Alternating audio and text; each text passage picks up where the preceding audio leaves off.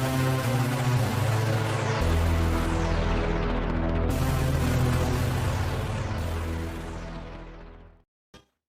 everyone, welcome to episode 2 of Spider-Man Back Then. This is a follow-up to the early 2000s LEGO theme. Today's episode is about their competitor, Mega Bloks. Mega Bloks had started producing sets back in 2004, when LEGO was still producing sets.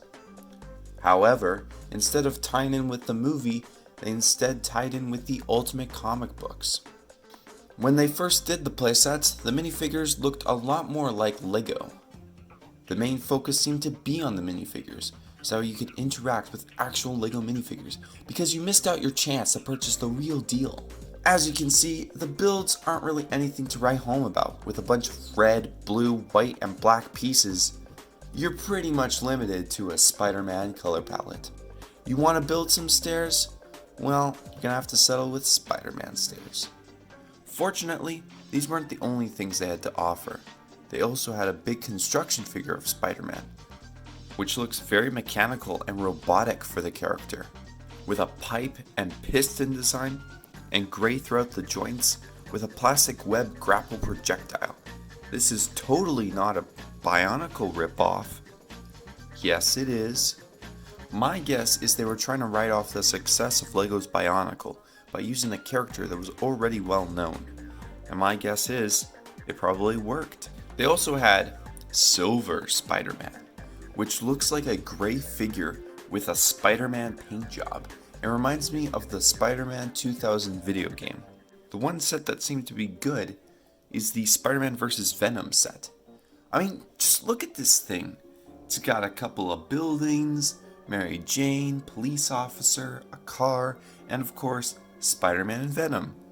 A set that actually looks like it takes place in the Spider-Man world. And it had cool gimmicks too, where you could flip the newsstand or cause the scaffolding to drop. But the best part? You could build those stairs without a Spider-Man color palette. I don't know why you'd want to though. It's a cheap knockoff version of LEGO. After their take on Ultimate Spider-Man, Mega Bloks made sets to tie in with the Spider-Man 3 film. Now remember when I was talking about the big construction figure?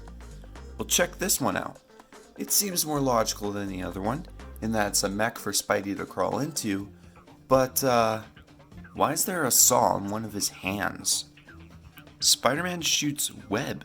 What's he gonna do with a saw? Start decapitating things? So yeah, they had vehicles with big Spider-Man face cockpits, and black variants as well. And the black mech is even worse. It's got a minigun. Nice going, guys. I guess what was more of a step up was the minifigures. They had more of a humanoid look and had more detail. I just remember carrying a little Spider-Man figure in my hand with the neat silver webbing all over the figure, with a lot more articulation than a LEGO figure. This was definitely a selling point for the sets. Nobody wanted the big weaponized mechs. They wanted the figure. They wanted Spider-Man. But wait until you see this next set. Green Goblin's Secret Lab.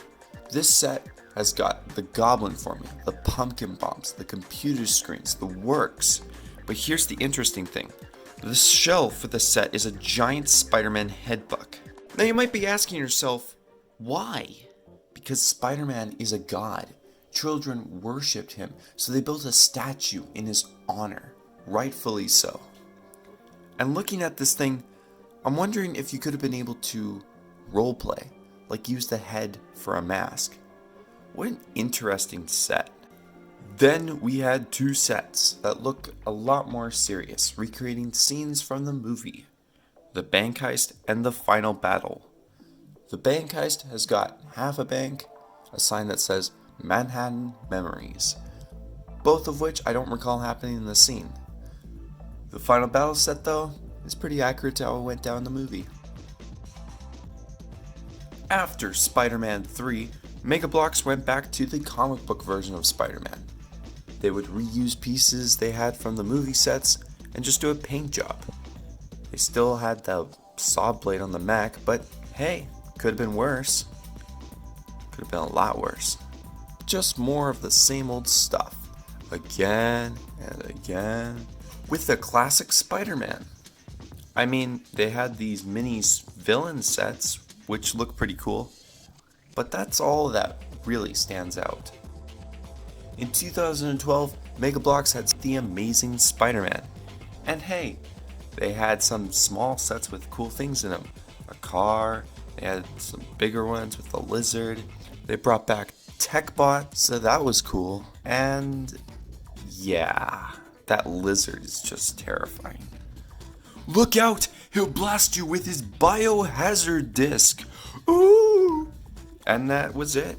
Mega Bloks' license agreement with Marvel had expired, and they stopped producing sets. Mega Bloks had been producing sets for 8 years, a whole lot more than the 2 years that Lego had. Throughout that time, their minifigures had grown from knockoff Lego to its own thing, with custom sculpting and paint, to their bricks staying relatively the same.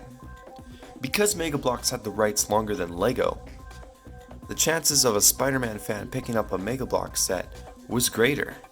So please, leave a comment. Did you have a Mega Bloks set? Do you prefer Lego? Just anything, as it helps the channel grow and become more of a community. Speaking of channels growing, I'm absolutely amazed that we've just passed over 300 subscribers. I know I haven't really been the most consistent when it comes to uploading videos. Hopefully things get better in the future. But I want to thank all those that have stuck around for a long time.